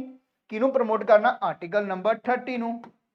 ਸੋ ਆਰਟੀਕਲ ਨੰਬਰ 30 ਆ, ਸੋ ਆਰਟੀਕਲ ਨੰਬਰ 30 ਨੂੰ ਪ੍ਰਮੋਟ ਕਰਨਾ। ਹੁਣ ਕੁਐਸਚਨ ਆਉਂਦਾ ਕਿ ਸਰ ਆਰਟੀਕਲ ਨੰਬਰ 30 ਦੇ ਵਿੱਚ ਕੀ ਹੈਗਾ। ਸੋ ਆਰਟੀਕਲ ਨੰਬਰ 30 ਦੇ ਵਿੱਚ ਆਪਾਂ ਨੂੰ ਮੈਂਸ਼ਨ ਨੇ ਜਿਹੜੀਆਂ ਆਪਣੀ ਮਿਨੋਰਟੀਜ਼ ਨੇ, ਜਿਹੜੇ ਕਿ ਅਲਪ ਸੰਖਿਅਕ ਨੇ, ਜਿਨ੍ਹਾਂ ਦੀ ਮਾਤਰਾ ਜਿਨ੍ਹਾਂ ਦੀ ਸੰਖਿਆ ਆਪਣੇ ਇੰਡੀਆ ਦੇ ਵਿੱਚ ਬਹੁਤ ਘੱਟ ਹੈਗੀ, ਉਹਨਾਂ ਦੇ ਜਿਹੜੇ ਇੰਸਟੀਚਿਊਟ ਨੇ, ਚਾਹੇ ਐਜੂਕੇਸ਼ਨਲ ਇੰਸਟੀਚਿਊਟ ਨੇ, ਚਾਹੇ ਉਹਨਾਂ ਦੇ ਰਿਲੀਜਨ ਇੰਸਟੀਚਿਊਟ ਨੇ, ਚਾਹੇ ਉਹਨਾਂ ਦੇ ਧਾਰਮਿਕ, ਚਾਹੇ ਗੁਰਦੁਆਰਾ, ਚਾਹੇ ਮਸਜਿਦ ਆ, ਚਾਹੇ ਮੰਦਿਰ ਆ, ਚਾਹੇ ਜੈਨਿਜ਼ਮ ਦੀ ਕੋਈ ਚਰਚ ਹੈਗੀ, ਕ੍ਰਿਸਚਨ ਦੀ, ਅਗਰ ਕੁਝ ਵੀ ਹੈ ਕਿਸੇ ਦਾ ਕੋਈ ਵੀ ਮੰਦਿਰ ਜਾਂ ਕੋਈ ਵੀ ਮਤਲਬ ਉਹਨਾਂ ਦਾ ਧਾਰਮਿਕ ਸਥਾਨ ਆ ਉਹਨੂੰ ਪ੍ਰਮੋਟ ਕਰਨਾ, ਜਾਂ ਫਿਰ ਕੋਈ ਵੀ ਆਪਣੇ ਧਰਮ ਨੂੰ ਲੈ ਕੇ ਕੋਈ ਇੰਸਟੀਚਿਊਟ ਚਲਾ ਰਿਹਾ ਹੈਗਾ, ਜਿੱਦਾਂ ਸਿੱਖੀਜ਼ਮ ਦੇ ਵਿੱਚ ਅਕਾਲ ਅਕੈਡਮੀ ਹੈਗੀ। ਸੋ ਐਦਾਂ ਹੀ ਉਹਨਾਂ ਚੀਜ਼ਾਂ ਨੂੰ ਪ੍ਰਮੋਟ ਕਰਨਾ ਕਿਹਦੀ ਡਿਊਟੀ ਬਣਦੀ ਆ, ਇਹ ਇੱਕ ਸਟੇਟ ਦੀ ਡਿਊਟੀ ਬਣਦੀ ਆ, ਇਹ ਭਾਰਤ ਦੀ ਡਿਊਟੀ ਬਣਦੀ ਆ ਕਿ ਆਪਣੇ ਆਰਟੀਕਲ ਨੰਬਰ 30 ਨੂੰ ਪ੍ਰਮੋਟ ਕੀਤਾ ਜਾਵੇ। ਓਕੇ, ਸੋ ਆਰਟੀਕਲ ਨੰਬਰ 37 ਦੇ ਵਿੱਚ ਕੀ ਆ, state of duty of state to improve health conditions।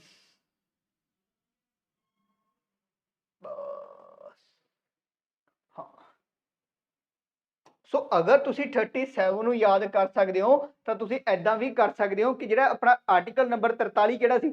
Article number 43 Ki C. Article number 43 ਦੇ ਵਿੱਚ ਆਪਾਂ ਸਟੋਰੀ ਦੇਖੀ ਸੀ ਕਿ ਇੱਕ ਵਿਲੇਜ ਦੇ ਵਿੱਚੋਂ ਬੰਦਾ ਜਾਂਦਾਗਾ ਪਿੰਡ ਸ਼ਹਿਰ ਦੇ ਵਿੱਚੋਂ ਵਿਲੇਜ ਦੇ ਵਿੱਚ ਜਾਂਦਾ। ਵਿਲੇਜ ਦੇ ਵਿੱਚ ਆ ਕਿ ਉਹ ਕੰਮ ਲੱਭ ਲੈਂਦਾ। ਕੰਮ ਕਿੱਥੇ ਮਿਲਦਾ ਉਹਨੂੰ, ਬਹੁਤ ਹੀ ਕੰਡੀਸ਼ਨ ਗਰਮੈਸ਼ ਦੇ ਵਿੱਚ ਕੰਮ ਮਿਲਦਾ, ਗਰਮੀਆਂ ਦੇ ਵਿੱਚ ਕੰਮ ਮਿਲਦਾ ਉਹਨੂੰ, ਖੇਤਾਂ ਦੇ ਵਿੱਚ ਕੰਮ ਮਿਲਦਾ। ਸੋ ਉਸ ਤੋਂ ਬਾਅਦ ਉਹਨੂੰ ਵੇਜਿਸ ਮਿਲ ਜਾਂਦੀਆਂ, ਤਨਖਾਹ ਮਿਲ ਜਾਂਦੀ ਆ। ਸੋ ਉਸ ਤਨਖਾਹ ਨਾਲ ਕੀ ਕਰਦਾ ਉਹ, ਆਪਣੀ ਉਸ ਤਨਖਾਹ ਨਾਲ ਦਾਰੂ ਪੀ ਲੈਂਦਾ। ਸੋ ਆਰਟੀਕਲ ਨੰਬਰ 43 ਦੇ ਵਿੱਚ ਕੀ ਸੀਗਾ, ਜਿਹੜੇ ਉਹਨੂੰ ਪੈਸੇ ਮਿਲਦੇ ਨੇ ਓਕੇ, ਉਹਨੂੰ ਵੇਜਿਸ ਮਿਲਦੀਆਂ ਜਿਹਦੇ ਨਾਲ ਉਹ ਆਪਣਾ ਗੁਜ਼ਾਰਾ ਕਰ ਸਕਦਾ। ਸੋ ਪਰ ਉਹ ਕੀ ਕਰਦਾ, ਉਸ ਦਾਰੂ, ਉਹ ਪੈਸਿਆਂ ਨਾਲ ਕੀ ਕਰਦਾ, ਦਾਰੂ ਪੀ ਲੈਂਦਾ। ਸੋ ਦਾਰੂ ਨਾਲ ਕੀ ਹੋ ਜਾਂਦਾ ਹੈਗੀਆਂ, ਉਹਦੀ ਜਿਹੜੀ ਬਿਮਾਰ ਹੋ ਜਾਂਦਾ। ਸੋ ਬਿਮਾਰ ਹੋ ਜਾਂਦਾ। ਇਸ ਤੋਂ ਬਾਅਦ ਆਰਟੀਕਲ ਨੰਬਰ 47 ਦੇ ਵਿੱਚ ਕੀ ਕਿਹਾ ਗਿਆ ਕਿ ਜਿਹੜੀ ਉਹਦੀ ਸਟੇਟ ਹੈਗੀ, ਜਿਹੜੀ ਦੇਸ਼ ਦੇ ਵਿੱਚ ਉਹ ਰਹਿ ਰਿਹਾ ਹੈਗਾ, ਉਹ ਦੇਸ਼ ਉਹਦੀ ਇੰਪਰੂਵ ਕਰੂਗੀ ਹੈਲਥ ਕੰਡੀਸ਼ਨਸ, ਕਿ ਉਸ ਜਿਹੜੀ ਜਿੱਥੇ ਰਹਿ ਰਿਹਾ ਹੈਗਾ ਉਹਦੀ ਜਿਹੜੀ ਆਪਣੀ ਬਿਮਾਰ ਹੋਇਆ ਦਾਰੂ ਪੀ ਕੇ, ਉਹਨੂੰ ਕਿ ਉਹਦਾ ਇਲਾਜ ਪ੍ਰੋਵਾਈਡ ਕੀਤਾ ਜਾਊਗਾ। ਉਹਦਾ ਇਲਾਜ ਕੀਤਾ ਜਾਊਗਾ ਕਿਹਦੇ ਵਿੱਚ ਹੈਗਾ, ਆਰਟੀਕਲ ਨੰਬਰ 47। ਤੁਸੀਂ ਐਦਾਂ ਵੀ ਯਾਦ ਕਰ ਸਕਦੇ ਹੋ। ਸੋ ਇੱਕ ਕਹਾਣੀ ਨਾਲ ਤੁਹਾਡੇ 5 ਆਰਟੀਕਲ ਯਾਦ ਹੋ ਗਏ। ਓਕੇ, ਸੋ ਨੈਕਸਟ ਦੇਖਦੇ ਹਾਂ ਆਪਾਂ ਆਰਟੀਕਲ ਨੰਬਰ 48। ਬਹੁਤ ਹੀ ਈਜ਼ੀ ਆਰਟੀਕਲ ਹੈਗਾ। ਇੱਕ ਛੋਟੀ ਜਿਹੀ ਨਾਲ ਟ੍ਰਿਕ ਤੁਹਾਨੂੰ ਮੈਂ ਦੱਸੂਗਾ ਕਿ ਆਰਟੀਕਲ ਨੰਬਰ ਆਪਾਂ 48 ਕਿਵੇਂ ਯਾਦ ਰੱਖਾਂਗੇ। ਸੋ ਆਰਟੀਕਲ ਨੰਬਰ 48 ਕਿਵੇਂ ਯਾਦ ਰੱਖਾਂਗੇ। 4 ਪਰਸਨਸ ਨੇ, 4 ਦੋਸਤ ਨੇ। 4 ਦੋਸਤਾਂ ਨੇ ਕੀ ਕਰਿਆ, ਆਪਣਾ ਬੈਂਕ ਤੋਂ ਲੋਨ ਲਿਆ। ਤੋਂ ਬੈਂਕ ਤੋਂ ਲੋਨ ਲੈ ਕੇ ਉਹਨਾਂ ਨੇ ਇੱਕ ਖੇਤ ਦੇ ਵਿੱਚ 8 ਪਸ਼ੂ ਰੱਖੇ। 4 ਪਰਸਨਸ ਨੇ, 4 ਫਰੈਂਡ ਨੇ, 4 ਦੋਸਤ ਨੇ। 4 ਦੋਸਤ ਨੇ ਕੀ ਕਰਿਆ, ਬੈਂਕ ਤੋਂ ਲੋਨ ਲਿਆ। ਬੈਂਕ ਤੋਂ ਲੋਨ ਲੈ ਕੇ ਉਹਨਾਂ ਨੇ ਕੀ ਕਰਿਆ, ਆਪਣਾ ਪਸ਼ੂ ਪਾਲਣ ਦਾ ਕੰਮ ਕਰਿਆ। ਕਿੱਥੇ ਕਰਿਆ, ਇੱਕ ਖੇਤ ਦੇ ਵਿੱਚ ਉਹਨਾਂ ਨੇ ਪਸ਼ੂ ਪਾਲਣ ਦਾ ਕੰਮ ਕਰਿਆ। ਤੇ ਜਦੋਂ ਪਸ਼ੂ ਪਾਲਣ ਦਾ ਕੰਮ ਕਰਿਆ, ਉਹਨਾਂ ਨੇ ਸਭ ਤੋਂ ਪਹਿਲਾਂ ਕੀ ਕਰਿਆ, 8 ਪਸ਼ੂ ਲੈ ਕੇ ਆਏ, 8 ਮੱਝਾਂ ਲੈ ਕੇ ਆਏ ਉਹ। ਠੀਕ ਹੈ, ਸੋ ਇਹ ਤੋਂ ਕੀ ਯਾਦ ਰੱਖਾਂਗੇ, 4 ਦੋਸਤ 8 ਮੱਝਾਂ, 48 ਰੱਖ ਲਾਂਗੇ। ਓਕੇ, 48 ਤੋਂ ਆਪਾਂ ਆਰਟੀਕਲ ਯਾਦ ਰੱਖਾਂਗੇ। ਸੋ 48 ਆਰਟੀਕਲ ਤਾਂ ਇਦੋਂ ਬਣ ਗਿਆ। ਸੋ 4 ਪਰਸਨ ਸੀ ਕੀ ਲੈ ਕੇ ਆਏ ਸੀਗੇ, ਉਹ 8 ਮੱਝਾਂ ਲੈ ਕੇ ਆਏ ਸੀਗੇ। ਸੋ ਕਿੱਥੇ ਰੱਖੀਆਂ ਉਹਨਾਂ ਨੇ, ਖੇਤ ਦੇ ਵਿੱਚ ਰੱਖੀਆਂ। ਸੋ ਇਸ ਤੋਂ ਯਾਦ ਰੱਖਾਂਗੇ ਪ੍ਰਮੋਟ ਐਗਰੀਕਲਚਰ, ਖੇਤੀ ਨੂੰ ਪ੍ਰਮੋਟ ਕਰਨਾ, ਐਂਡ ਖੇਤੀ ਨੂੰ ਪ੍ਰਮੋਟ ਕਰਨਾ ਤੇ ਐਨੀਮਲ ਹਸਬੈਂਡਰੀ।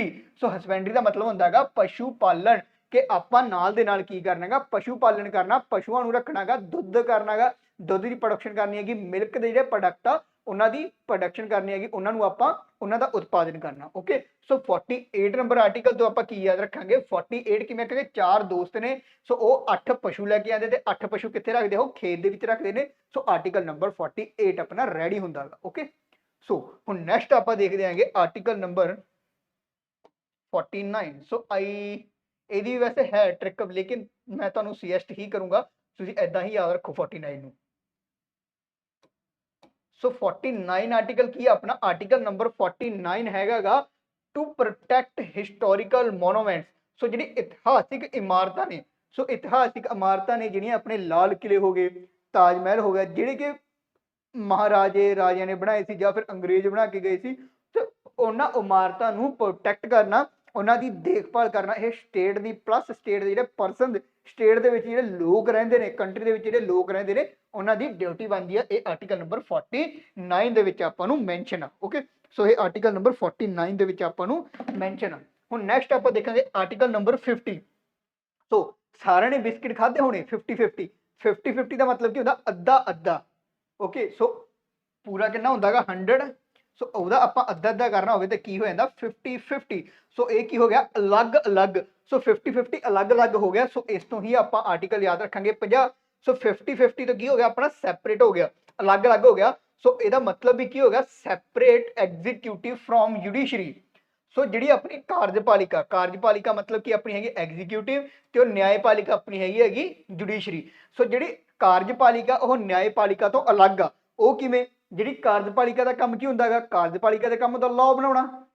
ਠੀਕ ਹੈ, ਕਾਰਜਪਾਲਿਕਾ ਦਾ ਕੰਮ ਕੀ ਹੁੰਦਾ, ਕਾਨੂੰਨ ਬਣਾਉਣਾ, ਦੇਸ਼ ਦੇ ਲੋਕਾਂ ਨੂੰ ਪੀਸਫੁਲੀ ਰੱਖਣ ਵਾਸਤੇ, ਕੰਟਰੀ ਨੂੰ ਪੀਸਫੁਲੀ ਰਨ ਕਰਨ ਵਾਸਤੇ ਕਾਨੂੰਨ ਬਣਾਉਣਾ ਕਿਹਦਾ ਕੰਮ ਆ, ਕਾਰਜਪਾਲਿਕਾ ਦਾ ਕੰਮ ਆ।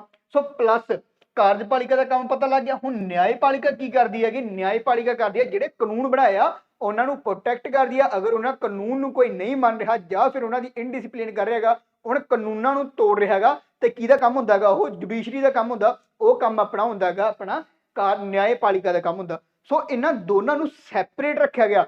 ਅਗਰ ਇਹ ਦੋਨੇ ਇੱਕ ਦੂਜੇ ਦੇ ਕੰਮ ਦੇ ਵਿੱਚ ਇੰਟਰਫੇਅਰ ਕਰਨਗੇ, फिर अपनी बहुत ਵੱਡੇ ਲੈਵਲ ਤੇ ਜਿਹੜੀ ਕਰਪਸ਼ਨ ਸ਼ੁਰੂ ਹੋ ਜੂਗੀ।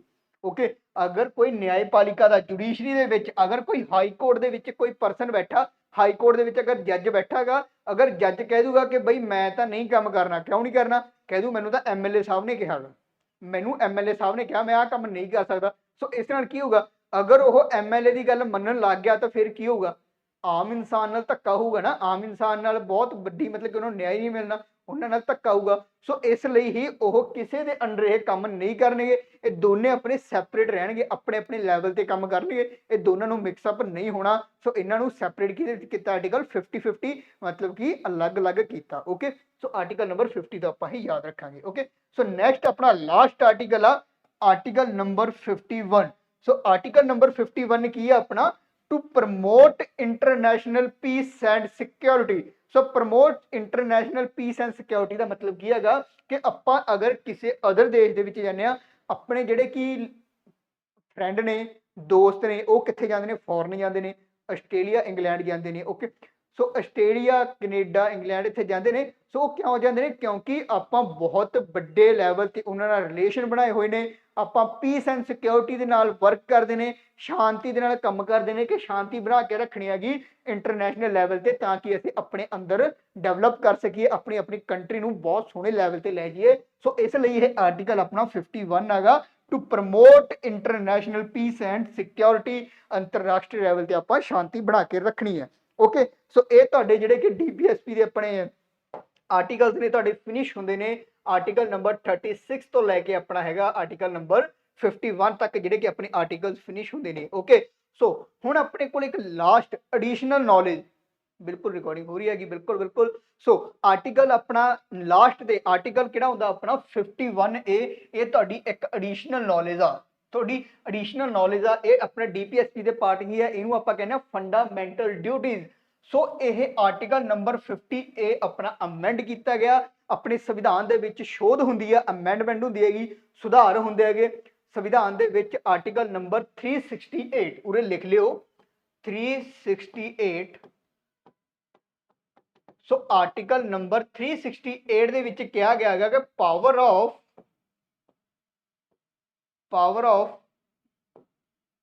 Parliament to amend the constitution। So power ਕਿਹਦੇ ਕੋਲ ਆ ਗਈ, ਪਾਰਲੀਮੈਂਟ ਕੋਲ ਪਾਵਰ ਆ ਗਈ। ਕੀ ਪਾਵਰ ਆ ਕਿ ਉਹ ਆਪਣੇ ਸੰਵਿਧਾਨ ਨੂੰ ਅਮੈਂਡ ਕਰ ਸਕਦਾ, ਸੰਵਿਧਾਨ ਦੇ ਵਿੱਚ ਅਗਰ ਕੋਈ ਗਲਤ ਚੀਜ਼ ਆ ਤੇ ਉਹਨੂੰ ਬਾਹਰ ਕੱਢ ਸਕਦੇ ਹੈਗੇ, ਅਗਰ ਕੋਈ ਸੋਹਣੀ ਚੀਜ਼ ਆ, ਕੋਈ ਮਤਲਬ ਕਿ ਲੋਕਾਂ ਦੇ ਭਲੇ ਦੇ ਵਾਸਤੇ ਹੈਗੀ, ਆਪਣੇ ਸੰਵਿਧਾਨ ਨੂੰ, ਆਪਣੇ ਦੇਸ਼ ਨੂੰ ਮਜ਼ਬੂਤੀ ਦੇਣ ਦੇ ਵਾਸਤੇ ਹੈਗੀ, ਤਾਂ ਉਸ ਚੀਜ਼ ਨੂੰ ਅਮੈਂਡ ਕਰ ਸਕਦੇ ਆ, ਉਸ ਚੀਜ਼ ਨੂੰ ਐਡ ਆਨ ਕਰ ਸਕਦੇ ਆ। ਇਹ ਕਿਹਦੇ ਕੋਲ ਪਾਵਰ ਹੈਗੀ, ਇਹ ਪਾਵਰ ਹੈਗੀ ਆਪਣੇ ਪਾਰਲੀਮੈਂਟ ਕੋਲ। ਤੇ ਇਹ ਪਾਵਰ ਹੈ ਜਿਹੜੀ ਅਮੈਂਡਮੈਂਟ ਦੀ ਆਰਟੀਕਲ ਨੰਬਰ ਕਿੰਨੇ ਦੇ ਵਿੱਚ ਆਪਣੀ ਇਨਕਲੂਡ ਹੁੰਦੀ ਹੈ, ਆਰਟੀਕਲ ਨੰਬਰ 368 ਦੇ ਵਿੱਚ, ਆਰਟੀਕਲ ਦੇ ਵਿੱਚ ਇਹ ਇਨਕਲੂਡ ਹੁੰਦੀ ਆ। ਸੋ ਇਸੇ ਨੂੰ ਆਰਟੀਕਲ ਨੂੰ ਮੱਦੇ ਨਜ਼ਰ ਰੱਖਦੇ ਹੋਏ, ਸੋ ਇਸ ਆਰਟੀਕਲ ਦੇ ਨਾਲ ਆਪਣਾ ਆਰਟੀਕਲ ਜਿਹੜਾ ਹੈਗਾ 51A ਐਡ ਹੁੰਦਾ ਹੈਗਾ, ਜਿਹਨੂੰ ਆਪਾਂ ਕਹਿ ਦਿੰਨੇ ਹੈਗੇ ਫੰਡਾਮੈਂਟਲ ਡਿਊਟੀਜ਼। ਤੇ ਇਹ 51A ਨੂੰ ਆਪਾਂ ਕਹਿ ਦਿੰਨੇ ਹੈਗੇ part 4th A। So part 4th A ਆਪਾਂ ਕਿਹਨੂੰ ਕਹਿ ਦਿੰਨੇ ਹੈਗੇ, 51A ਨੂੰ ਕਹਿ ਦਿੰਨੇ ਹੈਗੇ। ਤੇ ਪਾਰਟ 4 ਕੀ ਸੀ ਆਪਣਾ, ਪਾਰਟ 4 ਸੀ ਜਿਹੜਾ ਸੰਵਿਧਾਨ ਦਾ, ਉਹ ਸੀ ਆਪਣਾ ਡੀਪੀਐਸਪੀ। ਤੇ ਪਾਰਟ 4A ਕਿਹੜਾ ਹੈਗਾ ਆਪਣਾ, ਪਾਰਟ 4 ਆਪਣਾ ਹੈਗਾ ਫੰਡਾਮੈਂਟਲ ਡਿਊਟੀਜ਼, ਭਾਰਤ ਦੇ ਫੰਡਾਮੈਂਟਲ ਡਿਊਟੀਜ਼ ਨੇ। ਸੋ ਜਿਹੜੀਆਂ ਭਾਰਤ ਦੀਆਂ ਫੰਡਾਮੈਂਟਲ ਡਿਊਟੀਜ਼ ਨੇ ਇਹ ਕਿੰਨੀਆਂ ਨੇ ਤੇ ਕਿਹੜੀ ਅਮੈਂਡਮੈਂਟ ਦੇ ਵਿੱਚ ਲਈਆਂ ਗਈਆਂ, ਤੁਹਾਨੂੰ ਮੈਂ ਦੱਸਿਆ ਨਾ ਇਹ ਸ਼ੋਧ ਦੇ ਦੁਆਰਾ ਲਈਆਂ ਗਈਆਂ। ਸੋ ਕੁਐਸਚਨ ਫਰੇਮ ਹੁੰਦਾ ਇਹ ਕਿਹੜੀ ਅਮੈਂਡਮੈਂਟ ਦੇ ਵਿੱਚ ਐਡ ਕਰੀਆਂ ਗਈਆਂ। ਸੋ ਇਸ ਲਈ ਜਿਹੜੀ ਆਪਣੀ ਅਮੈਂਡਮੈਂਟ ਹੋਈ ਸੀ ਆਪਣੀ, ਉਹ ਹੋਈ ਸੀ 42nd ਅਮੈਂਡਮੈਂਟ, 42nd ਅਮੈਂਡਮੈਂਟ ਹੋਈ ਸੀ। ਤੇ ਇਹ ਕਦੋਂ ਹੋਈ ਸੀ, ਸੋ ਇਹ ਹੋਈ ਸੀ ਆਪਣੀ 1976 ਦੇ ਵਿੱਚ। 1976 ਦੇ ਵਿੱਚ 42nd ਅਮੈਂਡਮੈਂਟ ਹੁੰਦੀ ਆ, ਜਿਹਦੇ ਵਿੱਚ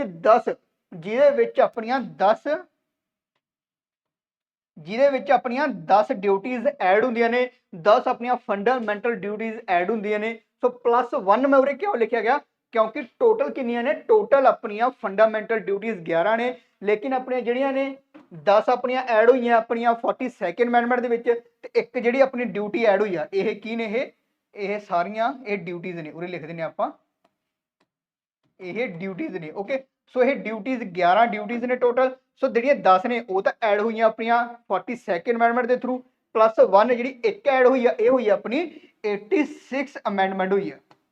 ਸੋ 86 ਅਮੈਂਡਮੈਂਟ ਹੋਈ ਆ ਤੇ ਇਹ ਕਦੋਂ ਹੋਈ ਆ? ਇਹ ਹੋਈ ਆ ਆਪਣੀ 2002 ਦੇ ਵਿੱਚ ਇਹ ਆਪਣੀ ਹੋਈ ਆ। ਓਕੇ 2002 ਦੇ ਵਿੱਚ 86 ਅਮੈਂਡਮੈਂਟ ਹੋਈ ਆ ਜਿਹਦੇ ਵਿੱਚ ਆਪਣੀ ਇੱਕ ਹੋਰ ਐਡ ਹੋ ਗਈ। ਸੋ ਟੋਟਲ ਫੰਡਾਮੈਂਟਲ ਡਿਊਟੀਜ਼ ਕਿੰਨੀਆਂ ਨੇ? ਟੋਟਲ ਫੰਡਾਮੈਂਟਲ ਡਿਊਟੀਜ਼ ਆਪਣੀਆਂ 11 ਨੇ ਤੇ ਆਪਣੀਆਂ 10 ਐਡ ਹੋਈਆਂ 42 ਅਮੈਂਡਮੈਂਟ ਦੇ ਵਿੱਚ ਤੇ ਇੱਕ ਆਪਣੀ ਐਡ ਹੋਈ ਹੈਗੀ 86 ਅਮੈਂਡਮੈਂਟ ਦੇ ਵਿੱਚ। ਜਿਹੜੀ 42 ਅਮੈਂਡਮੈਂਟ ਆ ਇਹਨੂੰ ਕੀ ਕਹਿੰਦੇ ਆ? ਇਹਨੂੰ ਕਹਿੰਦੇ ਆ ਆਪਾਂ ਮਿਨੀ ਕਨਸਟੀਟਿਊਸ਼ਨ ਆਫ ਸੰਵਿਧਾਨ। ਠੀਕ ਹੈ, ਸੌਰੀ ਸੰਵਿਧਾਨ ਦਾ ਕਹੇ mini constitution of India, Bharat the mini constitution ਆਪਾਂ ਕਿਹਨੂੰ ਕਹਿੰਦੇ ਹੈਗੇ? 42 ਨੰਬਰ ਅਮੈਂਡਮੈਂਟ ਨੂੰ ਕਹਿੰਦੇ ਹੈਗੇ। ਓਕੇ ਸੋ ਇੱਕ ਲਾਸਟ ਕੁਐਸਚਨ ਹੈਗਾ, ਬਹੁਤ ਜ਼ਰੂਰੀ ਹੈਗਾ, ਬਸ ਇਸ ਤੋਂ ਬਾਅਦ ਆਪਾਂ ਕਲਾਸ ਨੂੰ ਖਤਮ ਕਰ ਦਿਆਂਗੇ। ਸੋ ਲਾਸਟ ਆਪਣਾ ਜਿਹੜਾ ਕੁਐਸਚਨ ਆ ਉਹ ਕੀ ਹੈਗਾ? ਜਿਹੜੀਆਂ ਫੰਡਾਮੈਂਟਲ ਡਿਊਟੀਜ਼ ਐਡ ਹੁੰਦੀਆਂ ਸੋ ਕਿਸ ਦੇ ਬਿਹਾਫ ਤੇ ਹੁੰਦੀਆਂ ਇਹ? ਸੋ ਇਹਨਾਂ ਦੀ ਇੱਕ ਕਮੇਟੀ ਬਿਠਾਈ ਜਾਂਦੀ ਹੈਗੀ। ਸੋ ਕਿਹੜੀ ਕਮੇਟੀ ਦੇ ਅੰਡਰ ਇਹ ਐਡ ਹੁੰਦੀਆਂ? ਐਡ ਕਿਵੇਂ ਹੁੰਦੀਆਂ ਇਹ? The recommend of Swaran Singh committee. Swaran Singh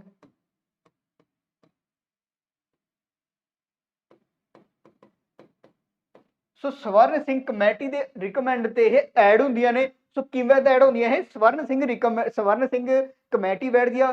Swaran Singh committee ਆਪਾਂ ਨੂੰ ਰਿਕਮੈਂਡ ਕਰਦੀ ਹੈ ਕਿ ਤੁਹਾਡੀ ਫੰਡਾਮੈਂਟਲ ਡਿਊਟੀਜ਼ ਐਡ ਹੋਣੀਆਂ ਚਾਹੀਦੀਆਂ। ਸੋ ਉਸ ਦੇ ਬਿਹਾਫ ਤੇ ਫੰਡਾਮੈਂਟਲ ਡਿਊਟੀਜ਼ ਐਡ ਹੁੰਦੀਆਂ ਨੇ। ਓਕੇ ਸਵਰਨ ਸਿੰਘ ਕਮੇਟੀ ਜਿਹੜੀ ਕਿ ਰਿਕਮੈਂਡ ਕਰਦੀ ਆ ਤੇ ਆਪਾਂ ਇਹ ਫੰਡਾਮੈਂਟਲ ਡਿਊਟੀਜ਼ ਆਪਾਂ ਸੰਵਿਧਾਨ ਦੇ ਬਹੁਤ ਪਾਰਟ ਨੇ ਆਪਾਂ ਅਦਰ ਦੇਸ਼ ਤੋਂ ਬੋਰੋ ਕੀਤੇ ਆ, ਅਦਰ ਦੇਸ਼ ਤੋਂ ਆਪਾਂ ਲਏ ਹੋਇਆ। ਸੋ ਇਦਾਂ ਹੀ ਜਿਹੜੇ ਇਹ ਆਪਾਂ ਕੀ ਤੋਂ ਲਏ ਹੋਇਆ? ਸੋ ਇਹ ਆਪਾਂ ਆਈਡੀਆ ਕੀ ਤੋਂ ਲਿਆਗਾ? ਕੁਐਸਚਨ ਪੁੱਛਿਆ ਜਾਂਦਾ। ਸੋ ਫੰਡਾਮੈਂਟਲ ਡਿਊਟੀਜ਼ ਆਪਾਂ ਕੀ ਤੋਂ ਲਈਆਂ? ਫੰਡਾਮੈਂਟਲ ਡਿਊਟੀਜ਼ ਆਪਾਂ ਲਈਆਂ ਗਏ USSR। ਸੋ USSR ਕਿਹੜਾ ਹੈਗਾ? ਅੱਜ ਦਾ ਟਾਈਮ ਦਾ ਰਸ਼ੀਆ।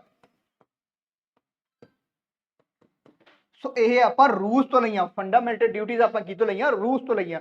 ਓਕੇ ਬੱਚੋ, ਆਈ ਹੋਪ ਤੁਹਾਨੂੰ ਸਮਝ ਆ ਗਿਆ ਹੋਣਾ। ਅਗਰ ਸਮਝ ਆਇਆ ਤਾਂ ਕਮੈਂਟ ਬਾਕਸ ਵਿੱਚ ਜਰੂਰ ਦੱਸਿਓ ਤੇ ਅਗਰ ਤੁਹਾਨੂੰ ਸਾਡੀਆਂ ਕਲਾਸਿਸ ਪਸੰਦ ਆ ਰਹੀਆਂ ਤਾਂ ਆਪਣਾ ਪੇਡ ਬੈਚ ਵੀ ਤੁਸੀਂ ਪਰਚੇਜ਼ ਕਰ ਸਕਦੇ ਹੋ, ਜੋ ਕਿ ਤੁਹਾਨੂੰ ਸੀਵਰਡ ਐਪ ਦੇ ਉੱਪਰ ਜਾ ਕੇ ਤੁਹਾਨੂੰ ਬਹੁਤ ਹੀ ਅਫੋਰਡੇਬਲ ਪ੍ਰਾਈਸਿਸ ਦੇ ਉੱਪਰ ਤੁਹਾਨੂੰ ਮਿਲ ਜਾਊਗਾ ਆਪਣਾ PSTET 1 ਤੇ PSTET 2 ਦਾ ਜਿਹੜਾ ਕਿ ਆਪਣਾ ਬੈਚ ਆ। ਓਕੇ ਸੋ ਅਗਰ ਕਿਸੇ ਨੂੰ ਕੋਈ ਵੀ ਪ੍ਰੋਬਲਮ ਆ, ਕੋਈ ਵੀ ਡਾਊਟ ਆ ਤਾਂ ਥੱਲੇ ਜਿਹੜੇ ਨੰਬਰ ਦਿੱਤੇ ਹੋਏ ਨੇ ਉਹਨਾਂ ਤੇ ਜਾ ਕੇ ਤੁਸੀਂ ਕੰਟੈਕਟ ਕਰ ਸਕਦੇ ਹੋ। ਥੈਂਕ ਯੂ ਸੋ ਮਚ ਬੱਚਿਓ।